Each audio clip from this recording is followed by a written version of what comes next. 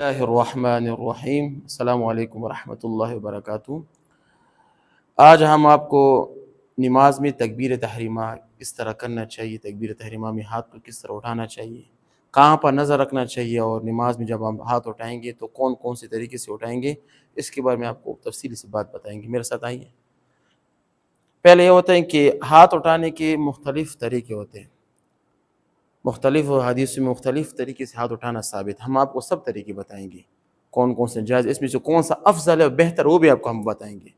سب سے پہلے ہاتھ کو، انگلیوں کو آپ سیدھا رکھیں، تھوڑا نزدیک آئیں، سیدھے ایسے ایسے رکھنا ہے، اس کو تھوڑا سا اپنے نیچے کرنا ہے، یہ ہاتھ یہ کانوں کی لو تک اس کو اپنے سیدھا اٹھانا ہے، سر کو اپنے ایسے سیدھا رکھنا ہے، نظر کو نیچے سجدے کی طرف رکھنا ہے، ٹھیک ہے نا۔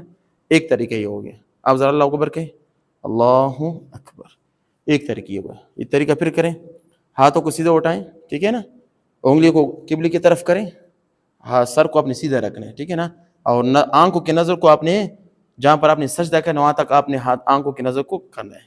ایک طریقہ تو یہ ہو گیا۔ دوسرا طریقہ یہ ہے کہ ہاتھوں کو اٹھائیں نا، یہاں تک کندھوں تک اٹھائیں، یہاں تک سیدھا ایسے ایسے۔ یہ طریقے بھی حدیث سے ثابت ہے، یہ بھی جائز ہے۔ جو لوگ یہ کرتے یہ طریقہ بھی جائز ہے، کریں اللہ اکبر، اللہ اکبر، ٹھیک ہے نا، اس طریقے سے بھی اللہ اکبر جائز ہے۔ یہ طریقہ بھی جائز ہے کہ آپ ہاتھ کو کس طرح کریں، ایسے کھولیں، اس کے جو سمت ہو نا یہ کانوں کی لو تک برابر آ سکتی ہے، ایسے دیکھیں، ایسے کریں، ایسے کریں، ایسے کریں، ایسے کریں، اس طرح بھی کر سکتے ہیں، اس طرح بھی کر سکتے ہیں، ایسے بھی کر سکتے ہیں، ایسے بھی کر سکتے ہیں۔ یہ سب طریقے کیا ہیں، جائز ہیں۔ تو آج میں نے اوپر دو طریقے بتائے، دونوں جائز ہیں۔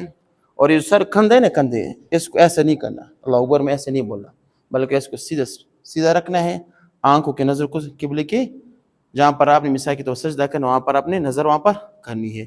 یہ کچھ طریقے تھے، اسی مطابق آپ نماز جب شروع کریں گے تو انشاءاللہ یہ نماز سنت کی موافق ہو۔ جب نماز سنت کی موافق ہو جائے تو عند اللہ مقبولیت بھی اس کی بہت زیادہ ہوتی ہے۔ السلام علیکم ورحمۃ اللہ وبرکاتہ۔